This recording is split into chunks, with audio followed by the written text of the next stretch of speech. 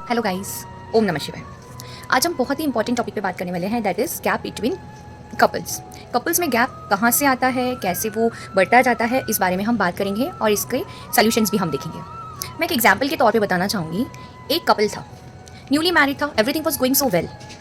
After some time, जैसे हम बोलते हैं कि लाइफ पार्टनर होना, तो ये लाइफ पार्टनर होना, ये तो सबको समझना चाहिए कि लाइफ पूरा इस पार्टनर के साथ आपको बिताना है, ठीक है। तो सोलमेट, लाइफ पार्टनर, तो वो चीज़ें ही हैं कि टू बॉडीज वन सोल, और ये चीज़ें अक्सर कपल्स भूल जाते हैं। इसकी वजह से दोनों में ट्रस्ट भी नहीं रह पाता।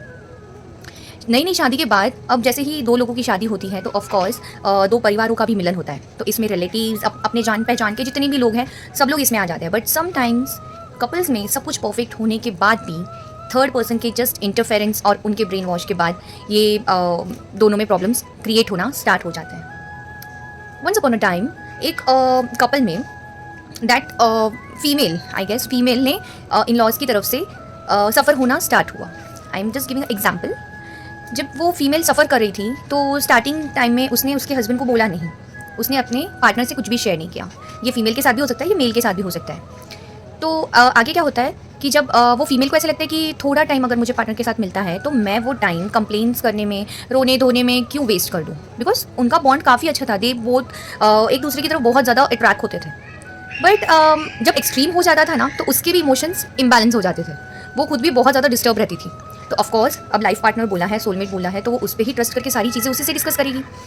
एक टाइम पे उसका पार्टनर उससे परेशान होने लगता है।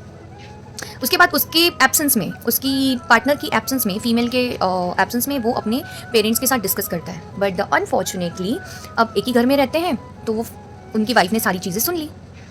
नाउ शी इज़ एक्टिंग कि कुछ हुआ नहीं है, बट वहाँ पे उसका हस्बैंड ये बोल रहा था कि जो इश्यूज़ ये फेस करिए उसकी वजह से मेरे साथ लड़ाई करके I am feeling so disturb.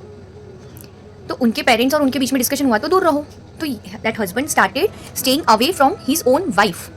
Now the thing is, यहाँ पे गैप आना स्टार्ट हो गया। सबसे पहली बात कि उसने ये नहीं समझा कि उसकी वाइफ डेली एक्सट्रीम इतना जब सफ़र करती है तब जाके अपने पार्टनर से होप्स रखती है कि कुछ तो ठीक हो जाएगा और सब चीज़ें बैलेंस हो जाएगी, क्योंकि कोई नहीं चाहता कि घर में अनपीसफुल सा इन्वायरमेंट रहे। ये हस्बैंड ने ये नहीं समझा, उसने उसको ऐसे लिया कि she is complaining against my family, but she was also suffering from his family.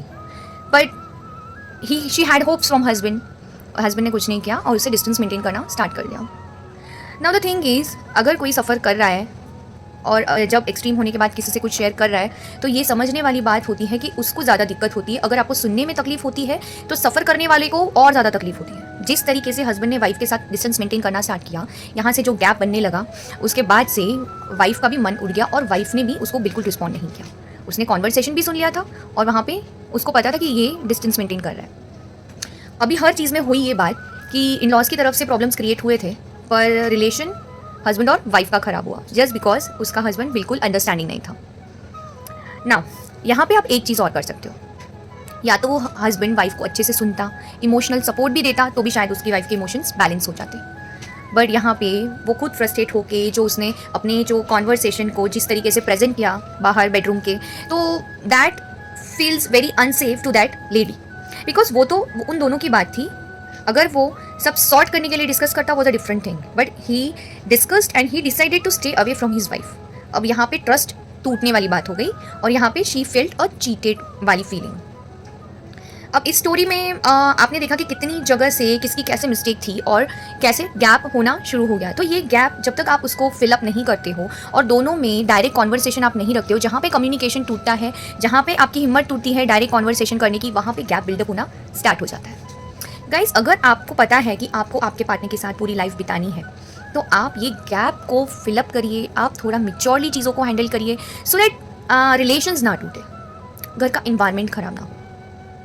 अब अभी इतने सारे केसेस आ रहे हैं कि ब्रेकअप वाला, गैप की वजह से सब कुछ कॉन्वर्सेशन टूटना, कोई बात नहीं होती, वो दोनों में सब कुछ सही होता है, बट ओनली थर्ड पर्सन को प्रायोरिटी पे रख के एक पार्टनर दूसरे पार्टनर को छोड़ भी देता है, कॉन्वर्सेशन छोड़ देता है, कम्युनिकेशन छोड़ देता है, उसको इग्नोर करना स्टार्ट कर देता है।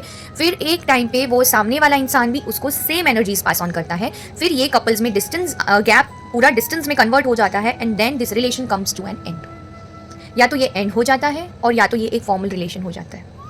गाइस, अगर आप चाहते हो कि आपके हस्बैंड और वाइफ में हमेशा प्यार बना रहे, हमेशा प्यार बढ़ता रहे और आपके बच्चे भी आपसे यही देख के सीखे, तो एटलीस्ट आप दोनों के बीच में गैप मत आने देना, इस गैप को डिस्टेंस तक मत पहुंचने देना।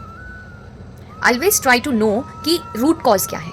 आपको रूट कॉज को हील करना होता है, ना कि जो चीज़ें हो रही है उसको स्ट्रेच करके एक डिसीजन लेके आपको उसको आगे तक लेके जाना होता है।